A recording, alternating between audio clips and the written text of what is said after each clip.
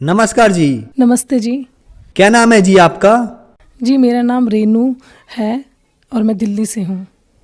बहन जी, संत रामपाल जी महाराज से आपने नाम दीक्षा कब ली?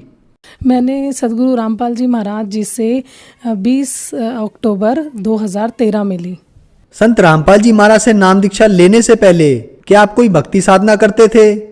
हाँ जी, मैं सदगुरु रामपाल जी महाराज जी से नाम दीक्षा लेने से पहले संतोषी माता की भक्ति करती थी। मैंने 10 साल संतोषी माता की भक्ति की और व्रत रखने उनके और शेरा वाली माता की भक्ति करती थी।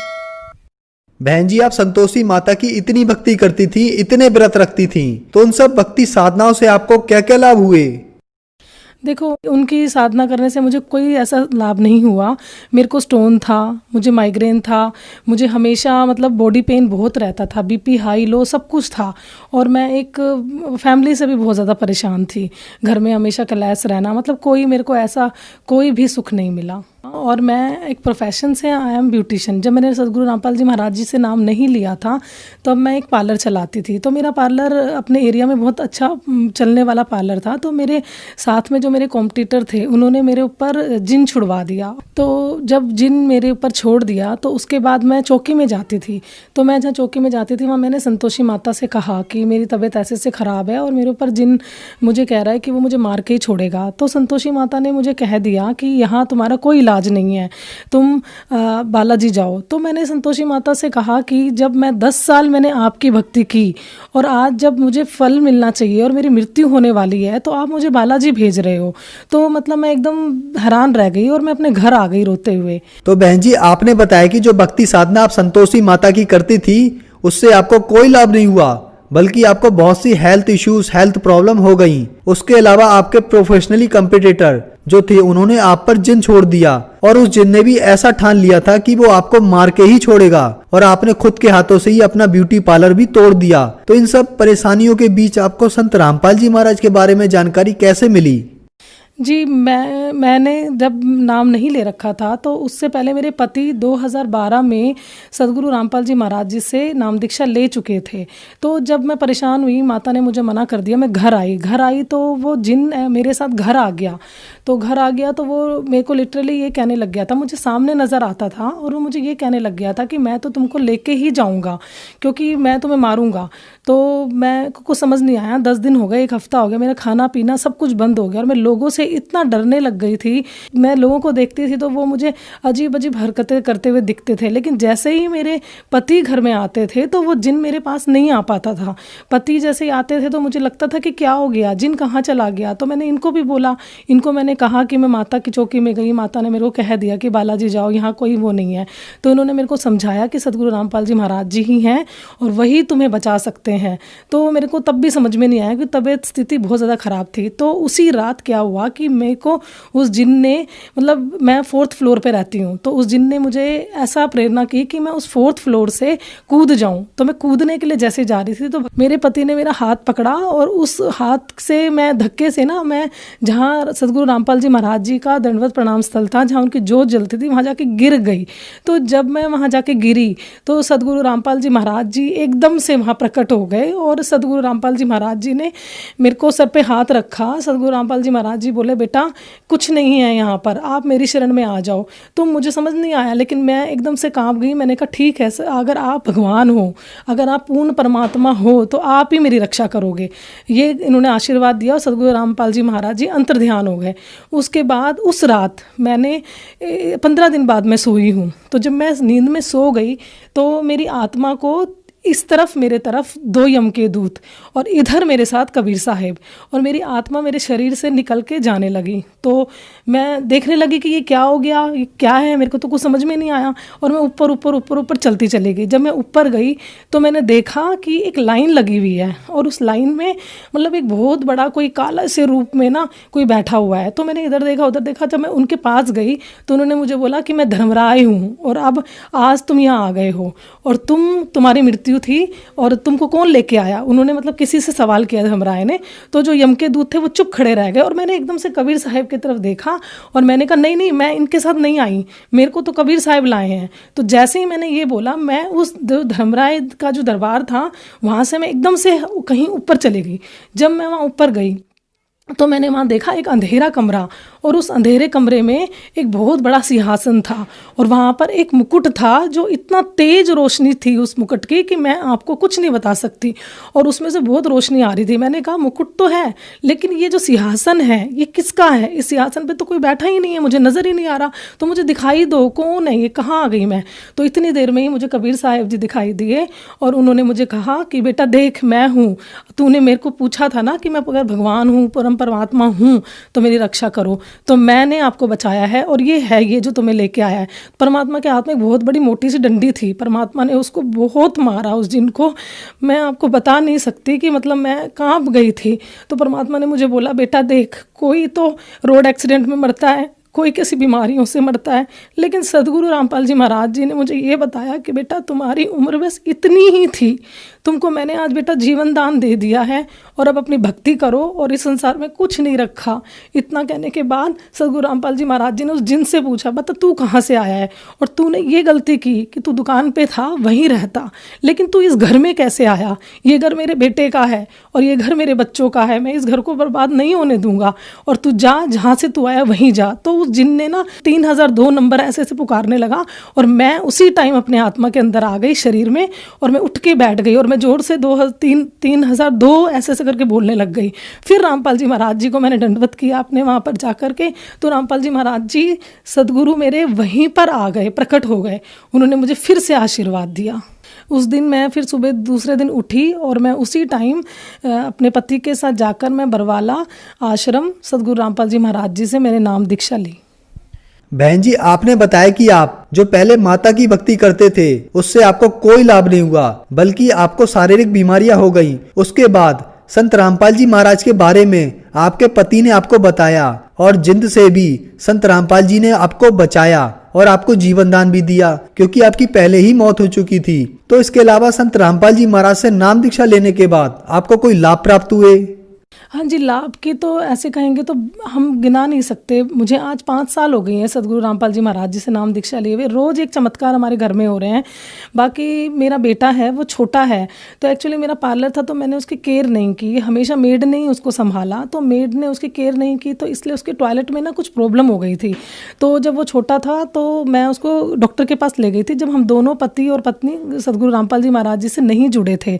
तो जब मैं लेके गई तो डॉक्टर ने मुझे उसका कम से कम 60-70 हज़ार रुपये इलाज बता दिया, और 1 हफ्ते हॉस्पिटल में रहेगा, और ऑपरेशन बता दिया था।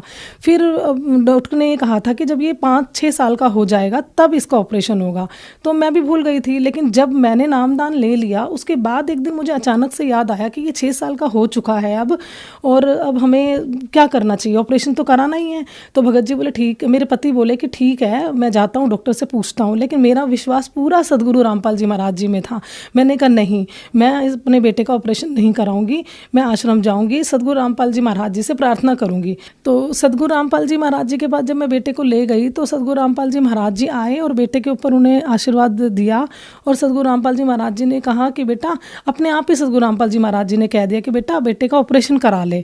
तो मैंने सदगुरु रामपाल जी महाराज जी की तरफ देखा, और मैंने सदगुरु रामपाल जी महाराज जी से कहा, प्रार्थना की कि परमात्मा, हमारे तो डॉक्टर भी आप ही हो, और हमारे तो परमात्मा भी, और पिता भी आप ही हो, तो हम डॉक्टर का मैं ऑपरेशन नहीं कराऊंगी, आप ही इसका इलाज करोगे और आप ही इसका ऑपरेशन करोगे। तो सदगुरु रामपाल जी महाराज जी ने कह दिया कि ठीक है बेटा, कबीर साहब दया करेंगे। मैं मेरे बेटे को घर ले आई, घर लेके आ गई, तो मैं आपको ये बताना भूल गई कि जब वो 2.5 साल का था तब डॉक्टर ने जब इसका ऑपरेशन बताया था, तब मैं खुद क्या करती थी कि उस अपने बेटे के मतलब कि उसको खुद ही साफ़ करती थी, और उसमें पानी डाल के तेल लगा करके मैं क्लीन करके सोचती थी कि ठीक हो जाएगा ये, लेकिन नहीं हुआ था। तो जब सदगुरु रामपाल जी महाराज जी से आशीर्वाद लेके मैं घर आई तो मेरे मन में यही प्रेरणा आई कि मैं डॉक्टर के तो लेके जाना नहीं है, मालिक ही ठीक करेंगे। तो मैंने वही प्रोसेस फिर किया, पानी डाला और गर्म तेल अपने बेटे के टॉयलेट के उस पर लगाया। तो उसी दिन ही मैं हैरान रह गई कि वो एकदम से ऑटोमेटिकली जो उसकी प्रॉब्लम थी वो एकदम से ठीक हो गई, और जबकि वो 1 दिन में ठीक हो गई। और इससे पहले मैं कम से कम 2-3 महीने तक रेगुलर ये ही प्रोसेस कर रही थी, लेकिन वो ठीक नहीं हो रही थी। तो उस टाइम मैं नहीं बता सकती आपको कि मेरे खुशी का कितना, मतलब एक बहुत बड़ा चमत्कार हमारे घर में हुआ। ये हमारे सदगुरु रामपाल जी महाराज जी की ही दया है हम पर। और एक लाभ और सद्गुरु रामपाल जी महाराज जी की कृपा से हुआ, जब मेरे पति जुड़ चुके थे 2012 में सद्गुरु रामपाल जी महाराज जी से, लेकिन मैं नहीं जुड़ी थी और मेरे को ज्ञान नहीं होने के कारण मैं मानती भी नहीं थी कि ये परमात्मा है। तो एक दिन क्या हुआ कि मेरे पति को स्टोन की प्रॉब्लम थी और वो बहुत ज़्यादा सीवियर बढ़ गई। उन्होंने नाम ले रखा था उस टाइम, तो वो डॉक्टर के चले गए मुझे बिना बताए सुबह सुबह ही। मैंने जब उठी तो देखा वो घर में नहीं थे, तो मैंने उनको फ़ोन किया कि आप कहाँ हो, कहाँ चले गए। तो उन्होंने मुझे बोला कि मेरे तो पेट में बहुत दर्द है, वो बहुत रो रहे थे। तो मैंने कहा कि डॉक्टर हैं आने वाले हैं, ठीक है आप दिखाओ, अल्ट्रासाउंड कराओ। बहुत ज़्यादा भीड़ थी तो उनका नंबर नहीं आ रहा था। जब भी मैं फ़ोन कर रही थी तो वो रोते ही नज़र आ रहे थे, तो मेरे से देखा नहीं गया, मैं नहीं सहन कर पाई।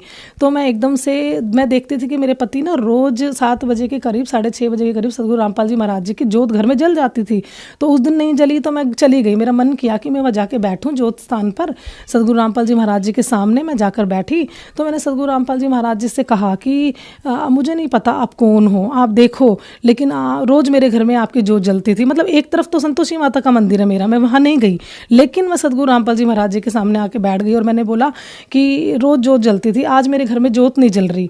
तो मैंने लिटरली परमात्मा से ना ऐसे हंस के बोला, फिर आप कैसे भगवान हो कि मेरे घर आज जोत नहीं जली, आपको अच्छा लग रहा है और मेरे पति वहाँ रो रहे हैं। देखो अगर आप भगवान हो तो आपको ये चमत्कार करना पड़ेगा। और मुझे कुछ ज्ञान नहीं था, मैंने सद्गुरु रामपाल जी महाराज जी की बिना नाम लिए जोत जला दी और मैंने बोला कि अब मैं ये जोत जला रही हूँ आज आपकी, और अभी 5 मिनट के अंदर अंदर जब मैं मेरे पति को फ़ोन करूँगी तो मुझे ये सुनाई देना चाहिए कि मैं ठीक हो गया, तब मैं मानूंगी कि आप हो कोई भगवान। तो ऐसा ही हुआ, मैंने जोत जलाई और मैं दंडवत करके उठी। मुझे पता भी नहीं था ये प्रोसेस होता, पर पता नहीं कैसे मैंने अपने आप ये चीज़ कर ली। तो जब मैं उठी तो फ़ोन मैंने किया, तो फ़ोन करने से पहले ही इनका फ़ोन आ गया और उन्होंने ये मुझे कहते हैं कि डॉक्टर हैरान हो गया, मेरे कहीं दर्द नहीं बताया डॉक्टर ने, और मैं भी हैरान हो गया। डॉक्टर आने से पहले मैं तड़प रहा था और इस टाइम मेरे को एकदम से आराम मिल गया।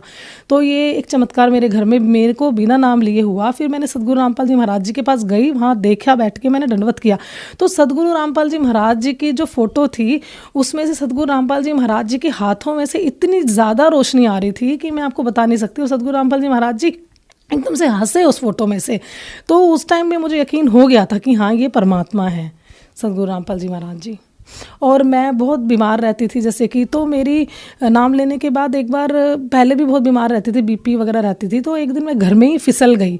तो देखो आप देख सकते हो, ये मेरी उंगली है, ये मेरी उंगली मेरे घर में ही काम करते करते मैं किचन में ही फिसली थी और ये टूट गई। ये टूट गई तो इसमें फ्रैक्चर आ गया, लेकिन डॉक्टर्स के पास गई तो उन्होंने अच्छे से ट्रीटमेंट नहीं किया। इसको फ्रैक्चर की वजह उन्होंने जस्ट पट्टी करते रहे, ये ठीक नहीं हुई। 1 महीना हो गया, मैं डॉक्टर के पास फिर गई तो डॉक्टर्स ने मेरे को बोला आपने उस टाइम ढंग से ट्रीटमेंट नहीं लिया, तो अब आपके ये जो उंगली है इसका ऑपरेशन होगा आपका, इसमें एक रोड डलेगी। मैं डर गई, मैंने कहा पता नहीं ये क्या कह रहे हैं। मैंने सद्गुरु रामपाल जी महाराज जी आश्रम में थे तो मैं गई, मैंने प्रार्थना की, गुरुजी ऐसे ऐसे डॉक्टर कह रहे हैं। तो गुरुजी ने कहा बेटा कबीर साहब दया करेंगे। मैंने कहा गुरुजी ऑपरेशन नहीं कराऊंगी मैं घर आई, मैंने ऑपरेशन नहीं कराया, मैं जस्ट और 1 हफ्ते तक पट्टी बांधती रही। और आज देखो ये उंगली आपके सामने है, हल्की सी टेढ़ी जरूर है लेकिन इसमें कोई पेन नहीं है, कुछ नहीं है। जबकि लोग देखते हैं तो हैरान हो जाते हैं कि मतलब ये उंगली आपकी कैसे वर्क कर रही है। तो ये मेरे सद्गुरु रामपाल जी महाराज जी की कृपा हम पर बनी हुई है। बहन जी, आपने बताया कि संत रामपाल जी महाराज से नाम दीक्षा लेने के बाद आप और आपके पति को बहुत से लाभ प्राप्त हुए, आपको जीवन दान मिला। लेकिन आज हम एजुकेटेड सोसाइटी में देखते हैं कि ये चीजें चमत्कार, लाभ, किसी संत से लाभ होना, ये एक अचंभे की बात है। तो आज वैज्ञानिक युग में कोई इस बात को कैसे मान सकता है कि किसी संत से जो कि खुद जेल में है उससे उनको लाभ प्राप्त हो सकता है? देखो आज हम पढ़े लिखे हैं और हमें ये ज्ञान हो गया है अब कि सद्गुरु रामपाल जी महाराज जी के का जो ज्ञान है वो सबसे उत्तम है। और जहाँ पर ये साइंस ख़त्म होती है वहाँ से सद्गुरु रामपाल जी महाराज जी का ये शुरू होता है। अब साइंस है वो क्या कर सकती है, जब तक अगर परमात्मा की रज़ा नहीं होगी। तो आज परमात्मा की भक्ति से ही लोगों के कैंसर, घर में लोगों के बड़े बड़े बीमारियां वो सारी दूर हो रही हैं।